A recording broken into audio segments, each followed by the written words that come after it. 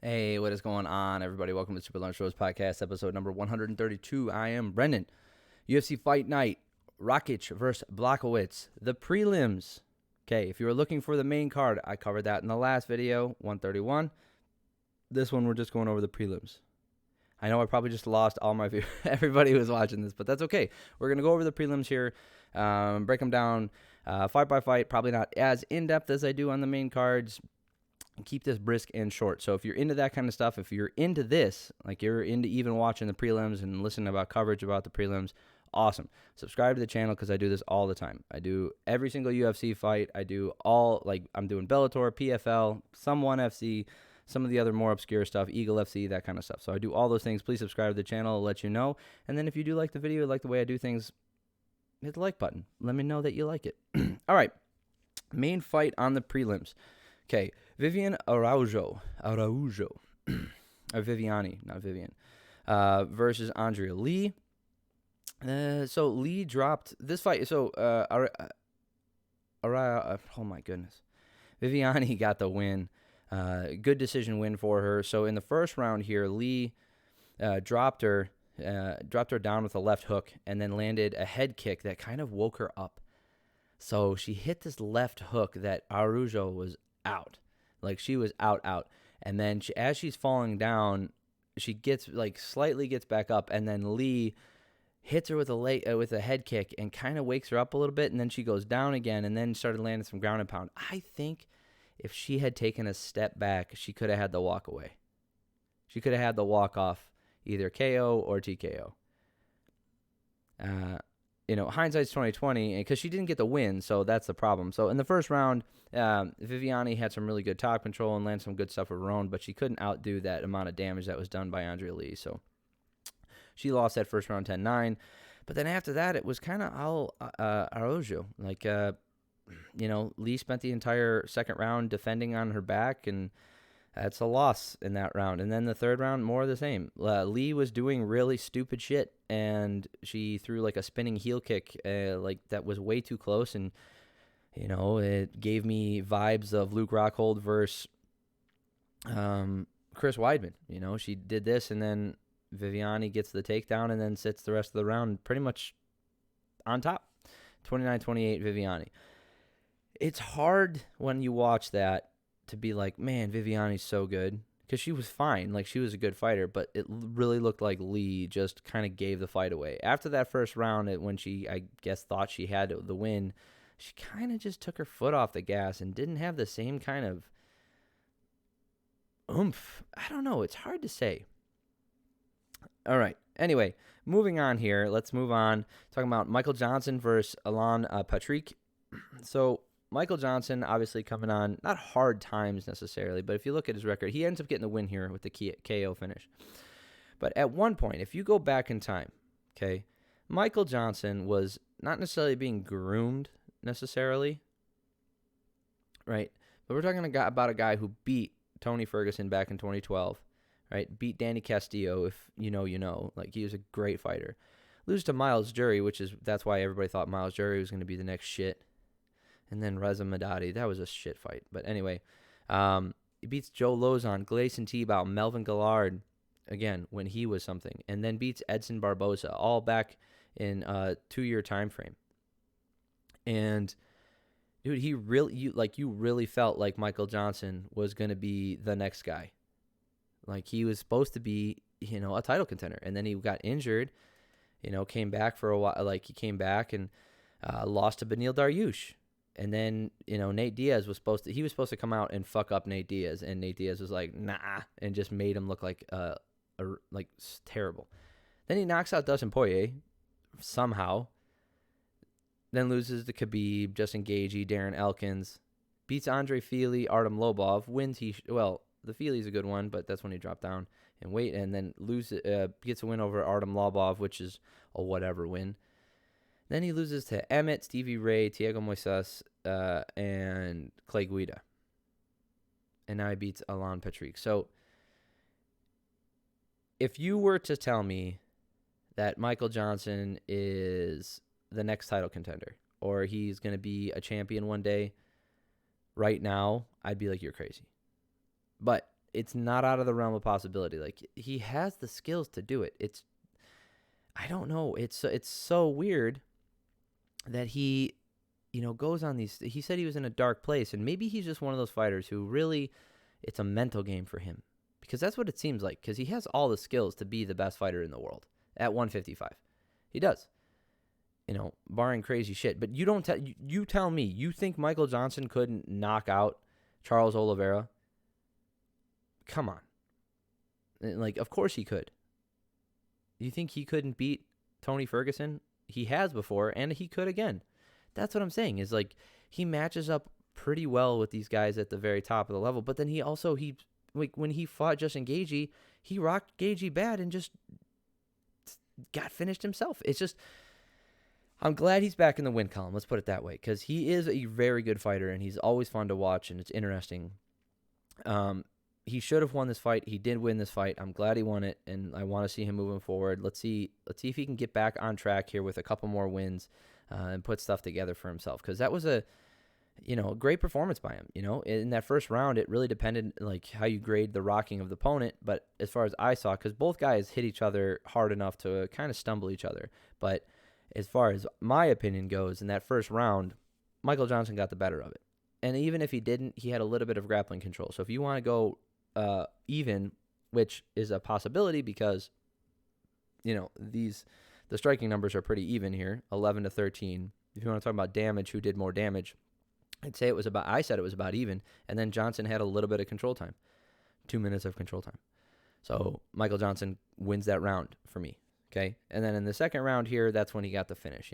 Patrick kept leaning in and leading with his head, just waiting in, and Johnson finally caught him flush enough to put him out, with a 4-piece combo, and ends up catching him with a very short, like, left shovel hook to the chin and putting him down and just knocking him straight out on the ground. So great win for Johnson. I'm glad he's back in the win column here, and I really want to see what he does, because I think he could shake up this division, and I'm not being hyperbolic here. I really do think that he has the skills to beat the guys in the top 10.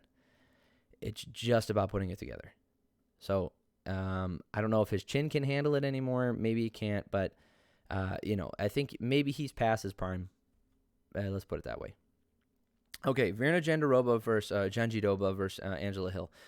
Hill didn't get much damage on the feet in the first round, and most of it was clinch work, and then there was a ton of control time for Jandirobva. So, striking numbers. The striking numbers on this are going to be really low. There wasn't a ton of striking to begin with. It was a lot of grappling and clinch work, and Jandirobva got the best in that first round. Hill was fighting off submissions for the last 2 minutes of that second round, and I don't think she did enough work in the beginning of that second round.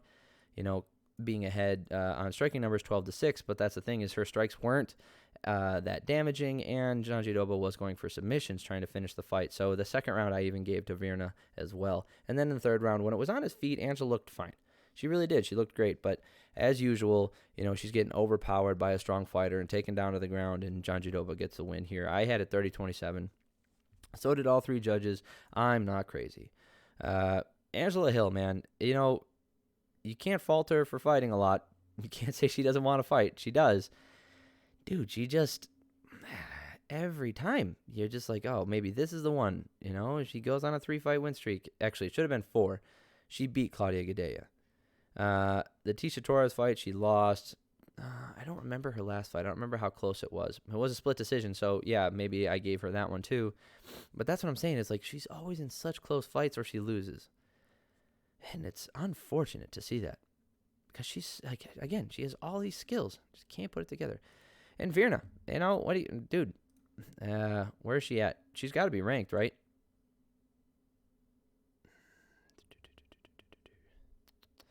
Where is she? Yep, number 12. Number 12 versus number 13. That's what it was. So Jandirobva's probably not getting jumped up that high. I don't know if she's going to move at all. It wasn't a blowout, it was a for sure win for her. It wasn't a blowout or anything, so I don't know if that necessarily gets her the street cred to bump her up. Anyway, good win. Surprised that fight was that early on the card. All right, we got a Japanese prospect here, which is a rare thing. That's why I bring it up. So Tatsuro Taira versus Carlos Candelario. Taira just had the cleaner strikes and did more damage in that first round. 10-9, easy peasy, 13-5. Okay, good striking on the feet. There was some grappling back and forth. Good control time. I mean, Taira looks pretty good, right? I think he's very green. He has a lot of things he can work on. But in the second round here, Taira took the back. Oh, by the way, yeah, Taira got the win here, all 3 rounds, unanimous decision. So Taira took the back and had rear naked choke attempts for the entire second round, laying out some damage to doing some ground and pound. I had it 20-18 going into the third round, and then Taira landing some damage and staying in the better positions pretty much the entire time in the third round as well. I gave him the fight 30-27. So it's fun to have a Japanese prospect here. Oh wow, that could have been the 10-8 round there, 29-0. Yeah, Carlos landed 0 significant strikes in that third round. So that could be a 10-8. I'm not mad at that. Taira looks good. He can maybe, flyweights, like all these lower weight classes are very stacked, so you got to show me something crazy. I didn't see anything crazy from him that tells me he's going to be, a contender or a challenger, but he is relatively young. It's the first time I'm seeing him.